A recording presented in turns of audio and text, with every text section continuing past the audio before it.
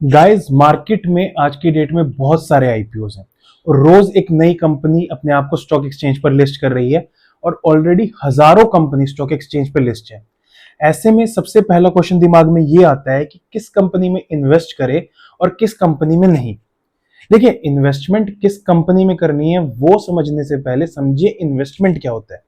क्योंकि हमारी मार्केट में सबसे बड़ा मिथ ये है कि मैं आज पैसे लगा के 4-5 महीने में रिटर्न जनरेट कर लूं, यानी कि मैं आज इन्वेस्ट कर रहा हूं। ये आप इन्वेस्ट नहीं कर रहे, ये आप कर रहे हैं ट्रेडिंग। क्योंकि इन्वेस्टमेंट का मतलब है लॉन्ग टर्म, और जो लॉन्ग टर्म की डेफिनेशन है वो है कि मोर देन 1 ईयर। यानी कि अगर आप 1 साल से ज्यादा किसी एसेट क्लास में पैसा लगा रहे हैं तो आप उसमें इन्वेस्टमेंट कर रहे हैं। और इन्वेस्टमेंट लंबी हो तभी वो अच्छा रिटर्न जनरेट करती है। ये सिर्फ शेयर मार्केट की बात नहीं, बाकी अदर एसेट क्लासेस की भी यही है। चाहे आप एसेट क्लास लीजिए या फिर कमोडिटी लीजिए, real estate, commodities, gold, silver, anything. अगर आप लंबे टाइम के लिए पैसा लगा रहे हैं तो आपकी इन्वेस्टमेंट सेफ भी रहेगी और अच्छा रिटर्न भी जनरेट करके देगी। तो आज की वीडियो में हम समझेंगे कि कैसे किसी कंपनी की हमको जो बैलेंस शीट्स हैं या फिर क्या क्या कंपनी की चीजें हमको देखनी चाहिए, उसके बेस पे हम जो है उस कंपनी में इन्वेस्ट कर सकते हैं या नहीं। देखिए, कंपनी में इन्वेस्ट करने के लिए दो चीजें देखी जाती है। आप किसी भी कंपनी में अगर इन्वेस्ट करना चाह रहे हैं तो आप दो चीजें देखेंगे। चाहे तो उसके ओनर पे पैसा लगाएंगे, जैसे कि रिलायंस टाटा है कि हाँ, हमको पता है कि इसका ओनर कौन है, हम उस पे पैसा लगा रहे हैं। या फिर आप कंपनी के नंबर्स पर पैसा लगाएंगे।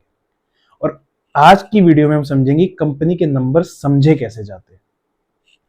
देखिए, मान लीजिए कि कोई कंपनी है, उसमें मेरे को इन्वेस्ट करना है, तो मैं उसको कुछ पैसे दूंगा और उसके बदले में वो मुझे कुछ वैल्यू देगी।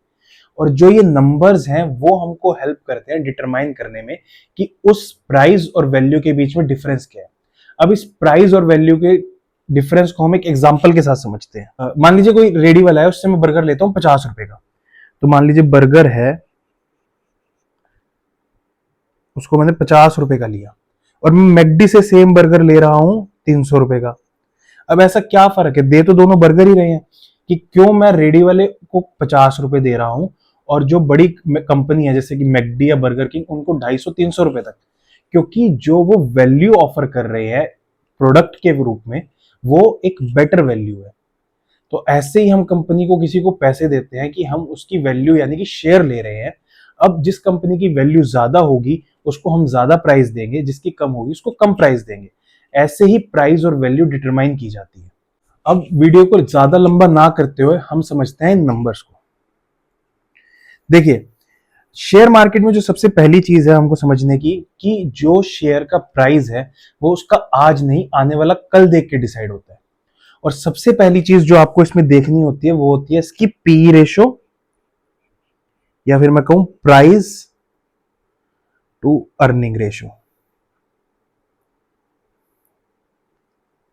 इसमें हम बिल्कुल लेमन टर्म्स में समझेंगे कि पी रेशो क्या होता है। वरना देखिए, मैं किसी फाइनेंस बैकग्राउंड से नहीं आता, मैं मार्केटिंग का स्टूडेंट था अपने कॉलेज टाइम में, और मेरे को भी ये जब रेशियोज वगैरह आती थी बड़ा टिपिकल लगता था। लेकिन मैंने इसको समझा और बड़े ही लेमन टर्म्स में आपको समझाऊंगा। देखिए, पी रेशियो जो होता है प्राइस टू अर्निंग, यानी कि एक चीज अर्न करने के लिए हम क्या उसको पैसा दे रहे हैं।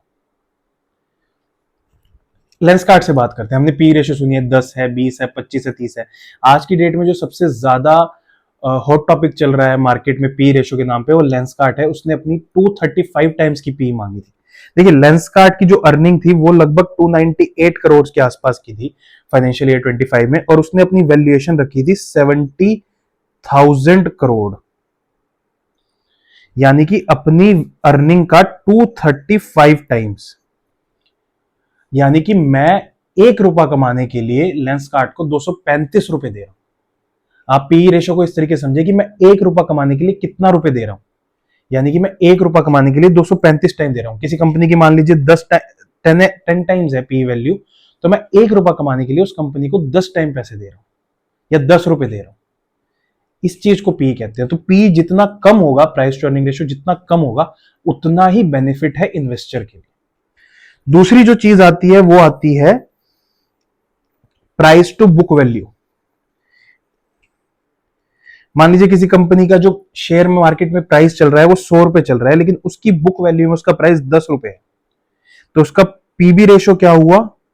100/10, 10। अब 10 मतलब कि जो शेयर है वो उसकी बुक वैल्यू से 10 टाइम्स पे ज्यादा ट्रेड कर रहा है मार्केट में। तो ये भी जितना कम होगा उतना ही फायदा है। लेकिन कुछ इंडस्ट्रीज ऐसी होती हैं जिसमें पीबी रेशो ना चाहते हुए भी बहुत ज्यादा होता है। लेकिन ऐसा नहीं है कि कंपनी उस तरीके से परफॉर्म नहीं कर रही। इसको देखने का एक तरीका होता है जो हम आने वाली वीडियोस में डिस्कस करेंगे कि किस इंडस्ट्रीज का प्राइस टू बुक वैल्यू कैसे देखा जाता है। और जो तीसरी सबसे इंपॉर्टेंट चीज आती है वो आता है डेट टू इक्विटी, कि कंपनी का डेट टू इक्विटी क्या है। कुछ नहीं है, बहुत सिंपल चीज है। मान लीजिए कंपनी ने, किसी ने 2 लाख रुपए का डेट लिया हुआ है और 1 लाख रुपए का इक्विटी से रेस किया हुआ है, तो यानी कि उसका डेट टू इक्विटी 2 हुआ। यानी कि उसके पास 2 टाइम्स डेट है अपनी कैपिटल के अकॉर्डिंग। और डेट होना कोई बुरी बात नहीं है, लेकिन डेट रिकवरी जो होती है वो अगर वो नहीं टाइम पे कर पा रहे हैं, डेट पेमेंट है वो टाइम पे नहीं कर रहा है, तो वो टेंशन की बात है। हालांकि कहते हैं कि जितना कम डेट टू इक्विटी रेशियो हो उतना अच्छा है, लेकिन मैं कहता हूं डेट टू इक्विटी रेशियो ज्यादा भी हो तब हमको करंट रेशियो चेक कर लेना चाहिए। करंट रेशियो हमको बताता है कंपनी केपेबल है या नहीं अपने डेट को पे करने के लिए। जो ये डेट इक्विटी हमारा ज्यादा हुआ है डेट, देखिए कंपनी को ग्रो करना है तो चाहे डेट लेना पड़ेगा चाहे इक्विटी से पैसा रेज करना पड़ेगा। अगर कंपनी डेट से पैसा रेज कर रही है तो उसके पास वो पीछे सपोर्ट या फिर मैं कहूं बैकअप है डेट को पे करने का, तो डेट इक्विटी रेशियो इतना ज्यादा ट्रिगर नहीं करती। और एक जो सबसे इंपॉर्टेंट चीज रह जाती है वो है प्रोमोटर्स की शेयर होल्डिंग, जो आपको शायद किसी भी फंडामेंटल्स में नहीं दिखेगी, लेकिन ये सबसे इंपॉर्टेंट फैक्टर होता है कि प्रोमोटर्स जो हैं वो कितना परसेंट होल्ड करते हैं कंपनी में। देखिए अगर कोई स्टार्टअप है या फिर नया बिजनेस है और उसकी होल्डिंग 30-35% से भी कम है तो बड़ा रिस्की फैक्टर है, क्योंकि अभी तक ये नया बिजनेस है, नया फेज है और प्रमोटर्स ने अपना शेयर बेचना शुरू कर दिया है, तो बिजनेस में स्टेक किसका है। तो इसलिए कहते हैं कि जितनी ज्यादा प्रमोटर्स की शेयर होल्डिंग होगी उतना ही कंपनी के लिए अच्छा है।